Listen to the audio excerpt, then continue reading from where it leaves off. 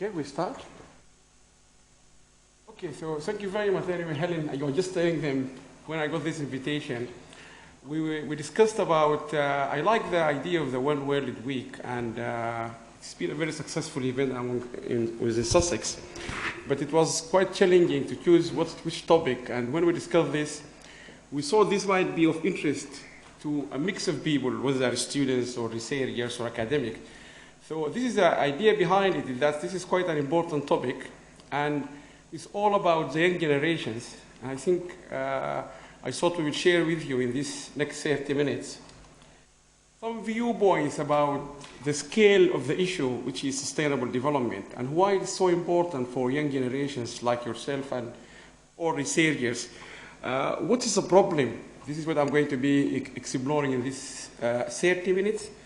In doing so, I'm going to share viewpoints from across the whole world, because we're talking about the world here. So from Africa, from Middle East, from Latin America, from Caribbean, from India, from North America, from Europe, just to share with you how the whole world is actually coming together into this issue. And I will then move to see why people now are thinking of knowledge as the key answer to solve this problem. And then I will just talk very briefly about some challenges are facing the whole world in terms of implementing knowledge management to achieve sustainable development. And then I will share in one slide the ideas for the young generations. Now, there has been lots of discussion over the last 30 years about what is the biggest challenge facing us on this planet. Before 1987, 1992, and 2001, when we have the big event in the US, and then we have the 2005, there was lots of discussion, and in 2015, the United Nations now is talking about sustainable development targets. Also, there is discussion about this issue. So people have been agreed, although we have been distracted from the main issues which are affecting us, like terrorism, all this global euphoria now about terrorism, fighting in the Middle East, and so on, from the main issue which is actually affecting us. And I'm just referring here to one famous quote from Jeffrey Sachs. Jeffrey is the professor of sustainable development. He is the director of the Earth Institute at Columbia University, but he is also the one who is advising the United Nations Secretary General from 2000, when Kofi Annan was the Secretary General, and then now Ban Ki-moon. He always repeats the same thing. He said the main or the biggest challenge for us, not us, those against those, or terrorism or anything, but actually it is how we can all work together to resolve the issues of sustainable development. That was a famous quote. He gave it at the White House. Now, the story behind this issue is going back to 1987, when the whole world at the United Nations came together. They said, there is one big problem facing the environment, facing the planet, we have to do something. And they came together, and as you can see here, the commission or the committee was chaired by Brundtland, which was the Prime Minister of Norway at the time. And there is people from all over the world, including Sudan, Saudi Arabia, Germany, Italy, Brazil, all over the world, Nigeria. They all contributed to put together this report in 1987. The definition of that report is very simple. Development that meets the needs of the present, us, without compromising the ability of future generations to meet their own needs. The report is available, it's still online. You can, when you go home, you can check it if you like. You can read the whole report, you can browse it, and you can see it here. You can see it directly from, this is a report. This is from the UN Sustainable Development site, and you can browse everything, and you can see what exactly they discussed back like 30 years ago. Now, when this was being agreed was, we're doing all this for future generations. So 5 years after 1987, let's hear what the future generations, we did all this work for them, they had to say, just 5 years after this report was published.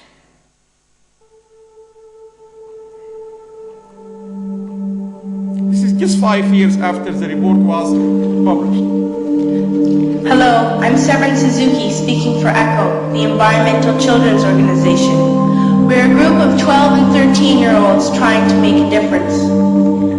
Vanessa Suddy, Morgan Geisler, Michelle Quigg, and me.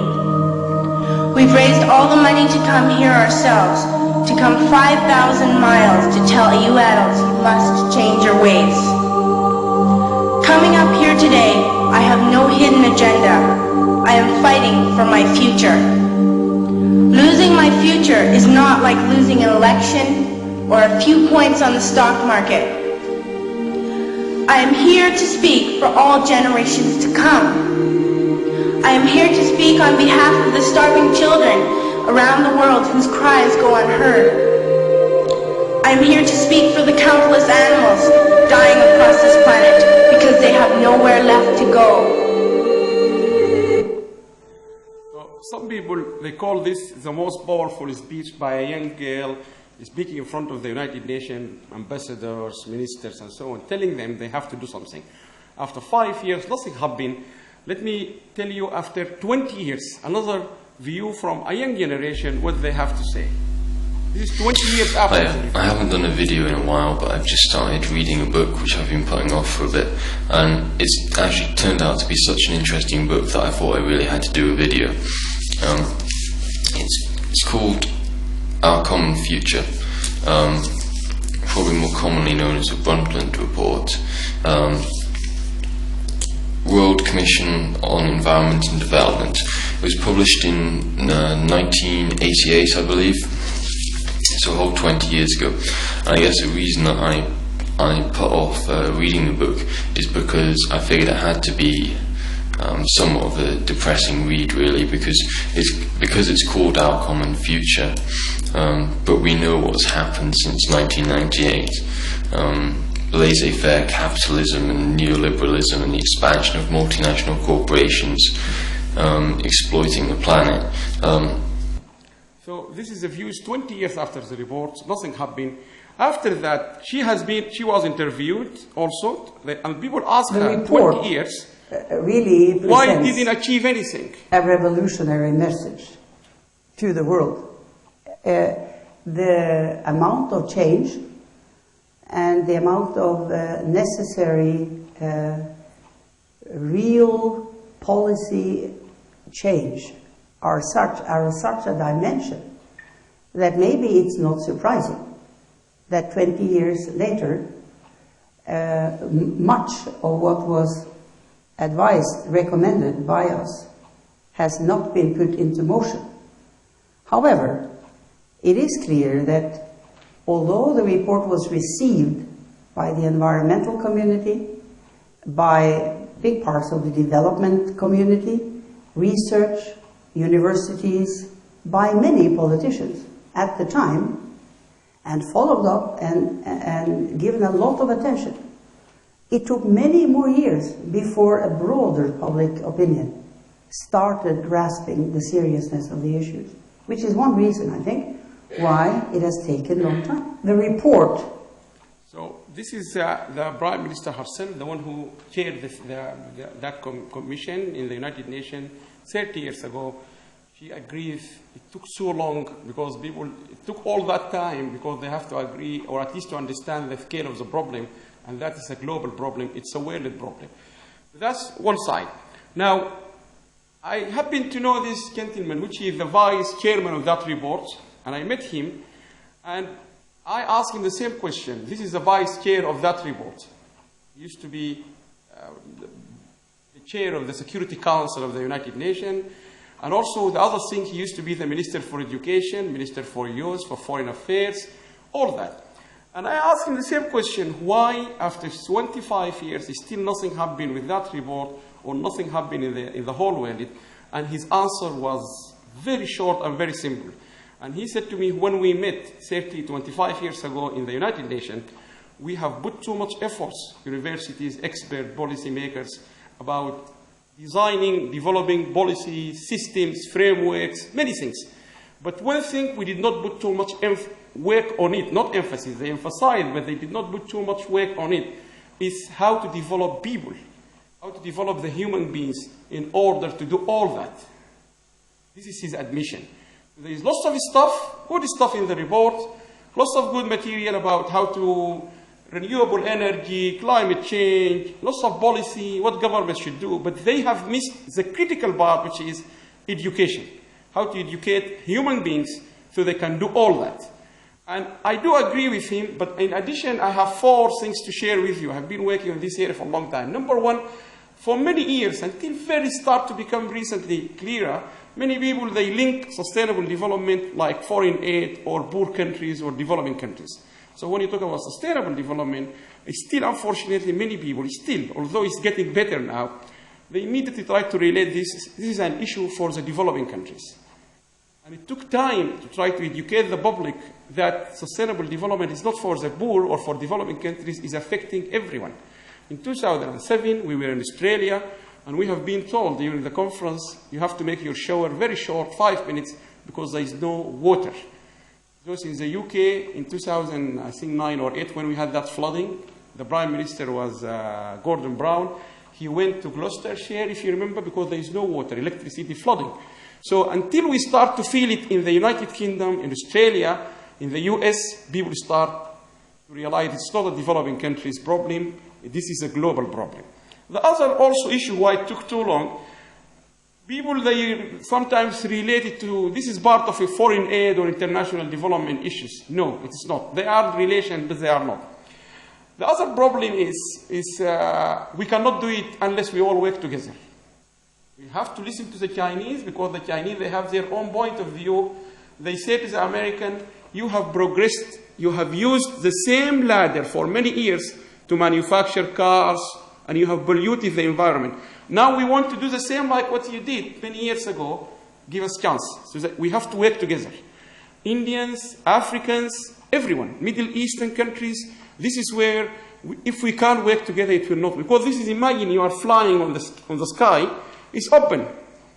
Everything can come across. We are all affected. The last thing I want to say here, this is another problem. I have 2 of my colleagues in the World Association for Sustainable Development from California. They are working on this project for now 3 years, trying to understand, identifying how we can solve one of the problems of the mystery of sustainable development, because they said there are so many definitions. Last time we counted them, there were 500 or 600 definitions. Medical people, they will call it from one dimension. Marketing people, they call it from one dimension.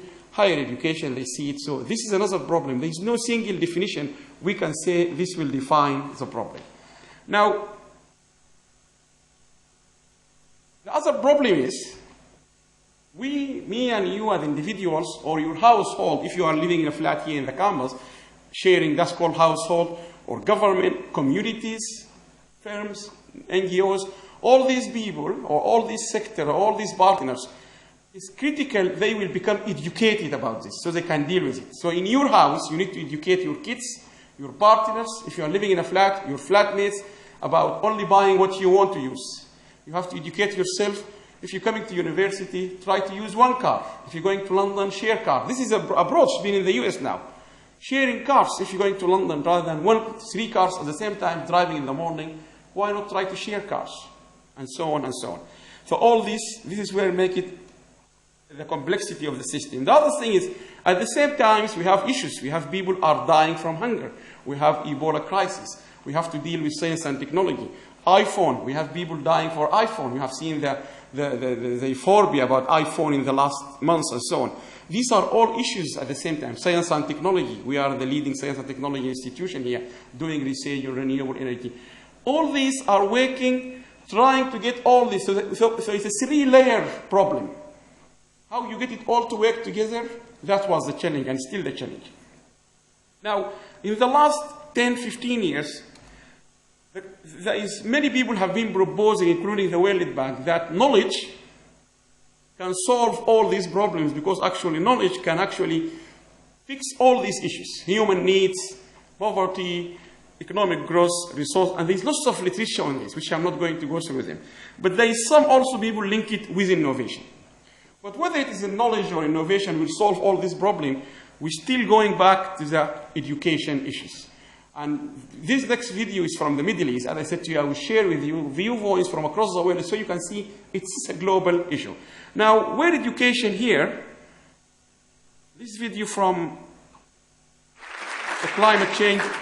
Thank you for this wonderful opportunity. I want to start by the Archangel Gabriel whispered to a pious, illiterate man meditating in the cave of what is now Saudi Arabia, and he ordered him to read. But he said, I don't know how to read. He said again, read. And the first words of the sacred text descending from heaven to mankind on earth was read. Read in its many senses, to learn, to observe, and most important, to eradicate ignorance from mankind's mind. And how far we have drifted from that first moment where education and learning was so critical, and where we are today. The education systems across the Arab world have failed its youth. 200 million. We are a population of 300 million, 70% are youth. And what it looks like from the video that you showed us, that we exported the golden age of Islam and imported an archaic education system from the Industrial Revolution. So I don't know. You thank me and I... So these are, you can see, the whole world people are talking about the same problem. So education is becoming critical. Now, why knowledge is being seen as the solution to all these problems? There is many work being done. Number one, the business rules of business. When now we're teaching business, I'm sure some of you are my students. We keep saying to students, the way we do business is changing from structure-based to knowledge-based. Our Prime Minister a long time ago, Tony Blair, said, yes, we are not manufacturing that much, no cars and so on, but we still have knowledge and innovation. And he says the UK is still very competitive. Brighton, by the way, is well known as a hub for IT and so on. This is Brighton, small flat, they're doing lots of IT work. So knowledge and innovation is how things are happening now. That's why we will start to think of knowledge can solve. This is one of the Drucker, I'm sure all of you from business management, he's quite a famous scholar. He said knowledge is the source of wealth. Applied to task, we already know it become productivity, and if we apply to task we don't know, it's an innovation. That's where this link between innovation and knowledge comes. So there's many definitions. Many people, so far, even the World Bank agreed, knowledge is the only source of economic development. Stated clearly in 1998, 2000, 2011, 2012 report, it is the only source for economic growth. People also see it, many scholars, lots of work here quickly. It is the only way you can get competitive advantage. Emirates Airline, when they came, or Singapore Airline, it was the first airline to use internet on air. One of their key success at the time was using internet and using technology and so on. Emirates Airline, when they came, it was a very young airline, not like British Airways or Air France or KLM. They managed to wipe all these airlines to become the leading airline using technology, using knowledge. So competitiveness, to do things better than others, you can only be enabled by technology, and so on and so forth. Some people call it got everything, social, economical, biological, political, and so on. And there is also another dimension, as I said, World Bank keep telling it resources. People think also, some people, they see knowledge as a tool and asset which will help you to achieve efficient production, currency. Some people call it currency. Some people call it a product. A product means, in marketing terms, in business terms, something you can sell, something you can execute, something will do something for you, and so on. Now, factor of production, value. There's so many, I can go through them. There are almost 500 definitions of knowledge management, of knowledge.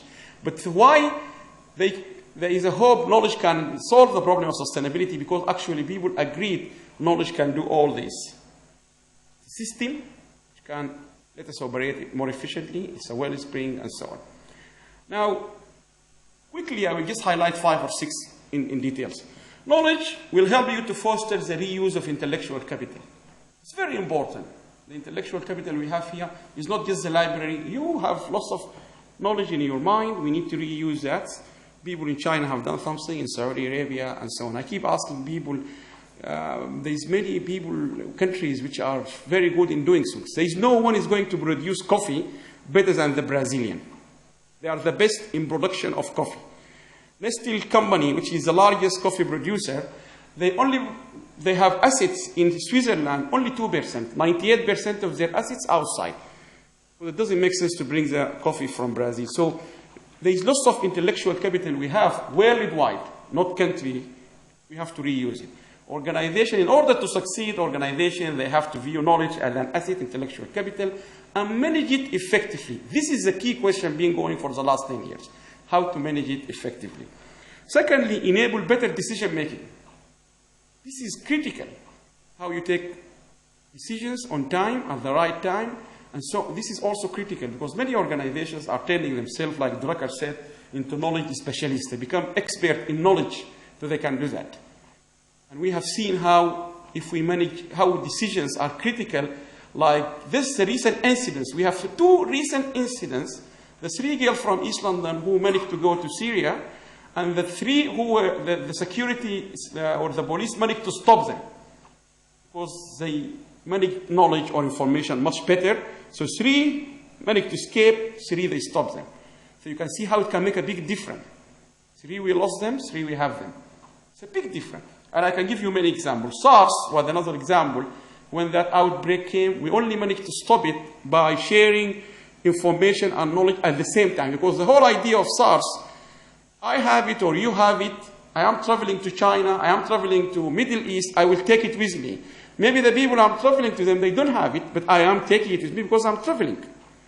How we can bring, so it keeps changing itself, how we can bring a database or a hub for knowledge about all these types of version of this virus, so we can produce one effective, if you like, vaccine at the same time. And that's what happened also by knowledge. So decision making. Eliminate redundant efforts. If we can eliminate redundant efforts, that will help us to become sustainable. Avoiding repeating past mistakes. Mistakes are not a problem. I always say mistakes, not a problem. But how to avoid repeating them, this is a problem. Take advantage of what others already know. And I was talking the same when I met that Mansour Khalid. There was a conference in Abu Dhabi, and I said to them, do you know the country in the whole world with the largest experience and productivity in desalination, water desalination projects? Many countries in the world, we have the privilege now, we have water, we don't need to desalinate, it doesn't got any problem. But in many countries, the whole Middle East desert, in many countries, they have to desalinate, become more useful. The largest country with experience is Saudi Arabia. I said to them, you don't need to go any further, you can learn from them. GIS, Geographical Information System, one of the best countries doing that, a small town in UAE and so on. And then you go the same thing to Brazil, you go to India and so on. This is the whole idea. Why not we learn from each other? We don't need to repeat things. If they have done it well, we just learn from them. Example, in Germany, for example, knowledge management managed to bring positive impact on performance improvement in multinational corporations like BMW and so on. In Malaysia, another example, improve work quality. This is very critical. Quality of work, working environment. It's not about pay. We always say, people when they contract with a company, they contract, employment contract we call it. But there's another contract, we call it psychological contract. Yes, I contract with you, I work 35 hours, you pay me this, but I am also looking, and this will happen for you, particularly for them when you graduate from here. You're not just looking for employer to pay you money, but you're looking for the psychological contract, better environment and so on. So also it helps better decision making, up-to-date information and customer satisfaction. Also create the conditions for innovation, and this is critical. The more you become innovative in the way you do things, gaining competitive advantage than those who focus on tangibles. And these lights, when we go to my office now, if I am not there, the light will shut off. This was not an old phenomenon, it's new. It's an innovative idea. If you are not in the room, this light will shut off. In some countries, they have implemented it, some government I have seen across the whole world. If after certain, say, here, universities are not a good example, but in public sector, if the working hours are 9 to 5, after 6 o'clock, if you are not in front of your computer, it will automatically shut off. These are all innovative ways of doing things. Case studies, we have looked into many case studies, companies, Starbucks, surprisingly one of them, the one you go to it, yes, they use knowledge management to understand your experience and so on. All companies, they have used it, public, Ministry of Transport in New Zealand, in DVLA or DVLA here, the car registry one, Ford companies, and they all agreed the key to their success is knowledge management. Now, the other issue for managing knowledge is not just deploying or using knowledge, but actually transferring knowledge. And there's a very good case study from Toyota, which got more than 56 branches across the whole world. They realized they have a branch, say, in Brighton, and they have another branch in Edinburgh. They are not producing the same quality and quantity. The main branch in Japan, in Tokyo, is producing more than the one in South Africa or the one in Argentina or the one in Poland. And they realize because they have not transferred the knowledge they transfer the whole framework, the design, everything, but the knowledge of how you do everything, this is what you need to transfer. That can also affect you. So it's quite a lot of discussion here. Very good example from what we call it here in the UK, Independent Police Complaint Commission. You may have heard this a lot. If there's any problem, anything to do with the police, it will go to this commission. And these people, they are using knowledge management, and they have said, this is the chair, she said, it helped to reduce crime, to reduce time, efficiency, reduce even costs. Why? If something happened in Brighton, whatever it is, Brighton police will report that to the monthly newsletter, or they call it bulletin. They call it monthly bulletin. So here the Central Sussex police, they will report any new incident they have dealt with in that bulletin. So people in Edinburgh or in Manchester or in Wales, every month they will read this bulletin and they will say, okay, in Brighton they had a case of somebody just thrown himself in front of a car say, in New Church Road. They will ask themselves, could it happen here in Manchester? And if yes, how we will deal with it. So they prepare themselves before it happens. This is a good example, because police, why they deploy knowledge, because they realize this is quite critical, it saves time, and so on and so on. Now, what are the challenges? Quickly, consumer behavior. I think that the first thing I would like to say, we are become, and particularly you, I really feel for the young generations, because you are taking two burdens. One burden, we, the old generation, did not actually pass enough quality and quantity for you. And the other burden, we have, like somebody call it from Westminster, call it toxic. We have created for you a toxic environment. At my time at the university, there was no iPhones. Now you can see there is iPhones, and we gave you the grid to have 3 or 4 of them, and so on and so on. Holidays, all this stuff. We did not give you the environment that you can actually build on. So this is all you have to take into account. Pollution, lots of traffic. We gave you the feeling you have to, every one of you should have a car. In my time, we share, we use the bus, and so on and so on. So there's lots of issues. The way you go to the beach, there is a report today, you can watch it in the BBC tonight. It was in the BBC in the morning. All our beaches are getting full of rubbish. People, they go to the beach, they throw whatever, it's increasing. Who is going to clean this rubbish in Brighton Beach? You, because we pay for the council tax. They will have to bring people. And I remember last summer, they said it costs 100,000 per day to clean Brighton Beach after a weekend. Every day. Who is paying for this 100,000? We. If we have looked after ourselves. So this is all things we have to take into account. This is very common. You can see it whenever you travel in anywhere, not in the UK. This is still challenges for you or for us or the whole world. The other thing is knowledge, the one we talked about, is not actually, there is, if you like, imbalance in how we produce and use knowledge. We in the developed countries or OECD's countries, we're enjoying the benefit of knowledge, because while other parts of the world, they are sitting there passively receiving from us knowledge. And that's quite serious, and it affects us. So we are not really enjoying the benefit of the knowledge society, all equally the same. So that's one of the challenges. And here I have a video from the recent outgoing, if you like, chair of the climate change panel. Everybody says the 21st century is going to be a century of knowledge, but that knowledge is certainly not going to be confined only to science and technology and what we have come to believe as the indicators of modern progress. It's knowledge which will have to be based on wisdom, on values, and indigenous knowledge. And not all recent knowledge has been well directed. We know that very well. And therefore, I would say knowledge also implies unlearning a few things that we have learned over the years. Because if we don't unlearn some things that we know are patently wrong, then obviously we're not going to change.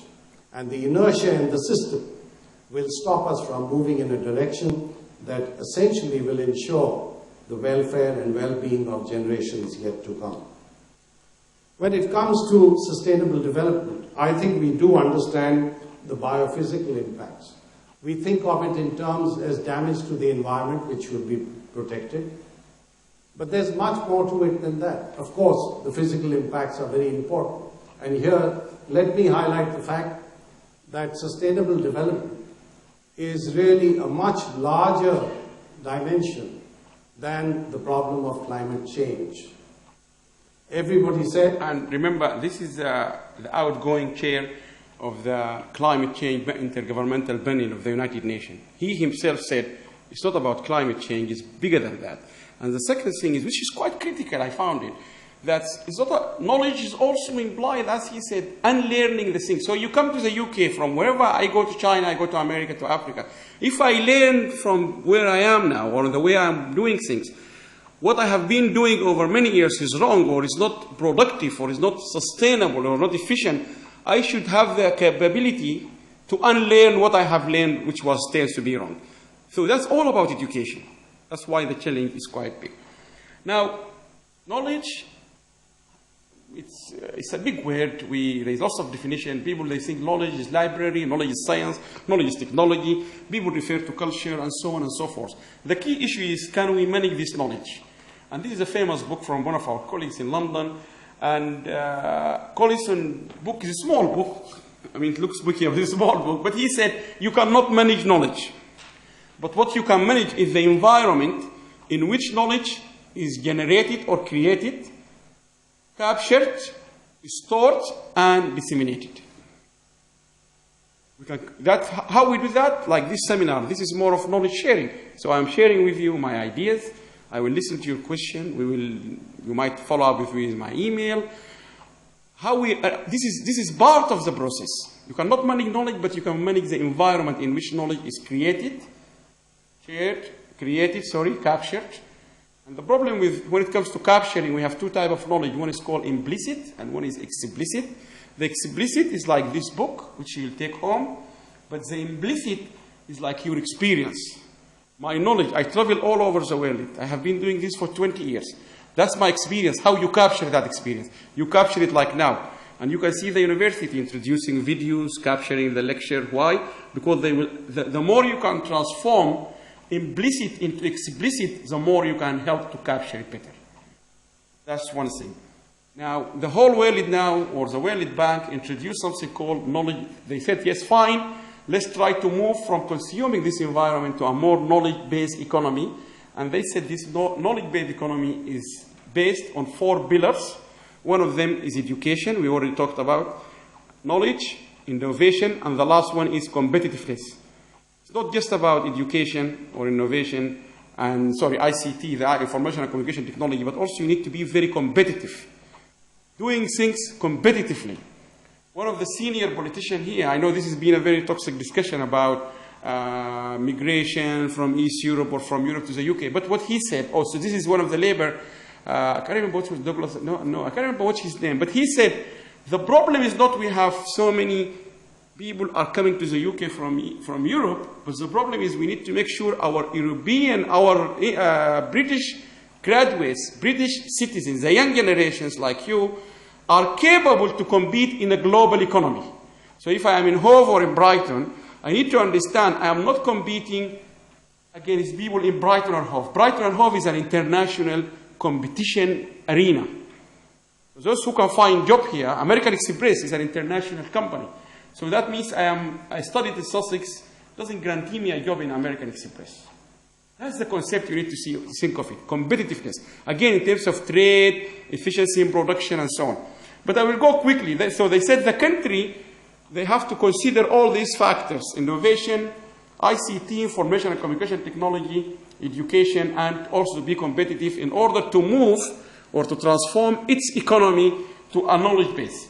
This is the latest report. You can see here, the leading country so far is Sweden, Finland, and the Scandinavians are doing very well in terms of transforming their economy to a knowledge-based economy.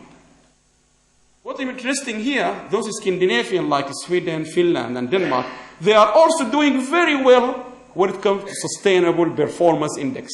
Also, the UN have an index for finding out how we are doing well in terms of the environment. So we have two indexes, knowledge economy index and the environmental performance index. It used to be called environmental sustainability index. They changed it years ago, called it environmental performance index. So if you look at the two indexes, you can see the relation, who is good in knowledge economy, also good in environment. So there is a clear relationship.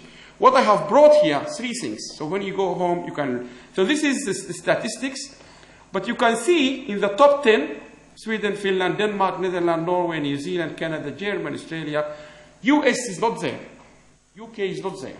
And I asked this to another last conference, and I said to them, what is the leading country in the world in ICT? US, UK? No, it's not. None of this. So it can tell you that some countries have taken initiative. They have been doing very well. But you can also compare this map with another map called Freedom on the Net. So you can see here, the one with the green one are the countries which are having internet completely free. Most of Europe, US. And that's why you can see here most Europeans are doing well. And also you can compare it with those who are partly free, like in Russia, in some of the Middle East, and so on. You can see in the whole full report, they are not doing well. What I have done here, so when you go home, you can see it, is a very, Yale University did very well done work on this, well funded. It's become interactive map. You can go and play with it when you go home. You can choose your country, find how well they are doing, and so on. And you can see it now. This is all live system in the Yale University, and you can check it. It shows you the country, how they're doing in sustainability, who is best, who is changing, and so on. You can just play with it. It's very advanced. So we are in the UK or number 12. You can take it here, or you can just move to the country and it will tell you. Brazil, 77. Go to the US, for example, it will tell you. Sorry. United States, number 33, and so on. You can play with all these countries. And not only that, you can see the report. So this is a live system, and you can see. But you can try to see there is a combination, Russia, Australia, New Zealand, all this.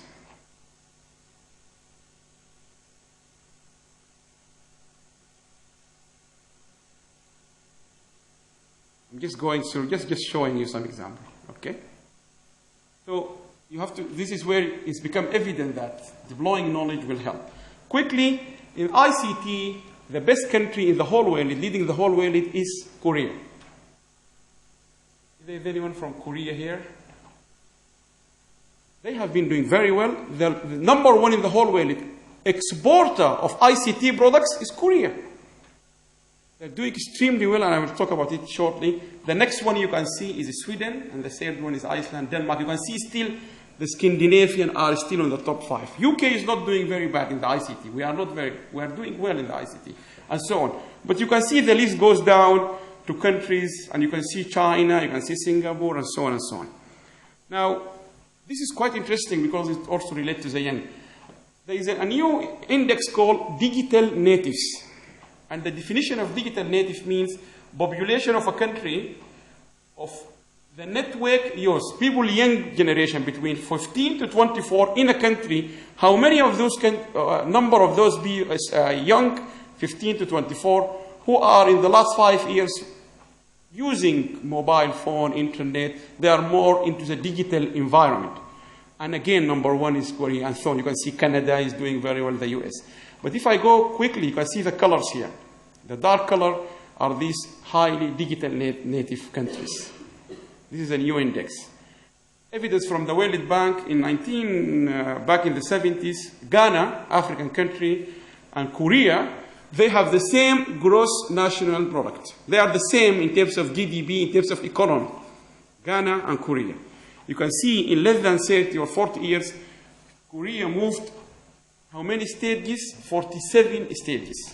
So this Korea used to have the same GDP like all African countries. In less than 30, 40 years, they have moved 47 places and become one of the best world leaders. And now they are the best in ICT. All the results, the analysis is that all this difference is due to the knowledge. And this is from the reports. ICT continue to be a key priority area and help the country, Korea, to become a robust economy and overcome the 2008 financial crisis.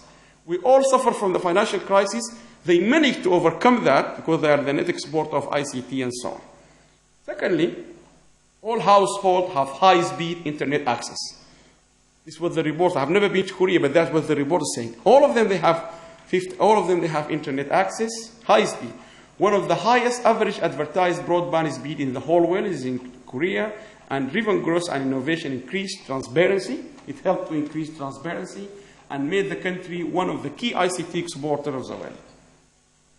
Example, another striking example for the whole by the World Bank is United Arab Emirates in two fronts. United Arab Emirates in 2001, 2, and 3, it used to be on the bottom of the United Nations or the World Sustainability Index. My country was on the bottom because of consuming of oil, pollution. They moved, they are now number 25, or 25 now. Imagine from the bottom of 187 countries to become number 25 because they took this issue of sustainability seriously. Plus, they invested in the knowledge economy. And now, it is the largest exchange or fastest movement in the whole scale is UAE, 12 steps. So they are now number 33, they used to be 55. Other countries which they make huge movement, Lebanon, Barbados, Chile, Belarus, Costa Rica, and so on. But the important thing here to learn, those countries which are very rich like Saudi Arabia and so on, they used to be on the bottom of the Sustainability Performance Index. This will give you an indication that if you have the money, it doesn't mean you care about the environment. So UAE is now managed to move up the ladder, becoming a more sustainable country, not because of the money, but more of efficiency in deploying knowledge and so on. And this is what they have done. Now, final remark I thought I would just summarize it in 5. So as the young generation, I think if you like, my ideas, you have to be in this global arena. And those of you who I have taught them, I always say to them, please make sure, the first day I go to my lecture, I say to them, please make sure you know what's going on. Read, listen, watch. It becomes so easy these days. And I keep saying to people, at least watch the news. I said this last week, I think this Tuesday, to my students. You can't really become a good manager as a business manager if you don't watch the news every day, if you don't read the Financial Times or Economist. That doesn't mean you cannot be a natural good manager, but you really need to understand what is going on. You don't need to be an expert to understand the economy last night, but you need to be there. What is going on in Latin America? What is going on in China? What is going on in Brazil? And so on. And secondly, you have to try to think of yourself as a good person. And that has many things attribute to being good. Also, being in touch. Do not cut yourself out of what is happening. On campus, go and learn, meet other people, understand. And you have to be creative.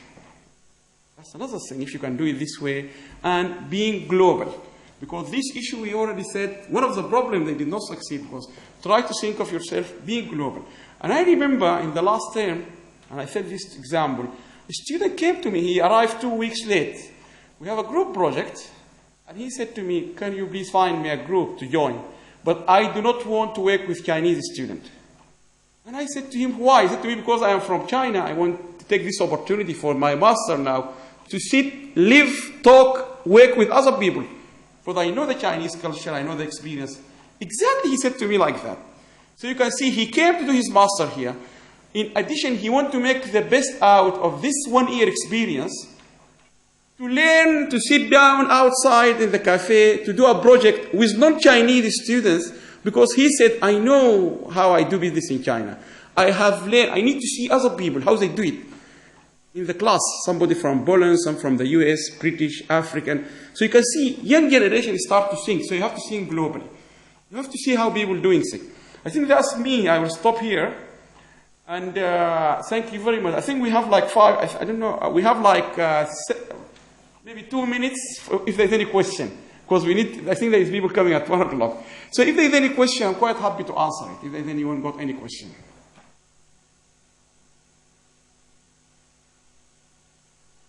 Any question, any feedback, any reflection, any?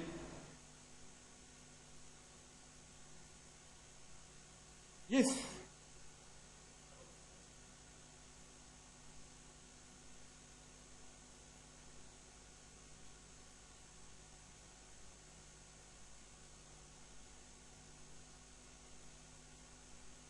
I think we mean this 15 to 24. I think so. Because this is not me, but when people now in the global World Bank, UN, when they talk about this youth, they talk about this group, 15 to 24, because this is the prime time. 15 is just about being capable and able psychologically, mentally, physically, become global, understand this issue. And 24 is either if they have been to university or not, they have become more, if you like, solid, become more stronger in terms of their decisions making. There's lots of things, decision-making, ability, capability, and so on and so on. That's why people are talking about this group. Because this is a group you really want to work hard on them. If any one of you interested, just email me. My email is easy. It's alam@sussex.ac. Or you can come on the third floor. I'm quite happy. We've got lots of material. If anyone interested, just email me. I can pop in something. Okay, thank you very much. All of you. Thank you very much. Okay.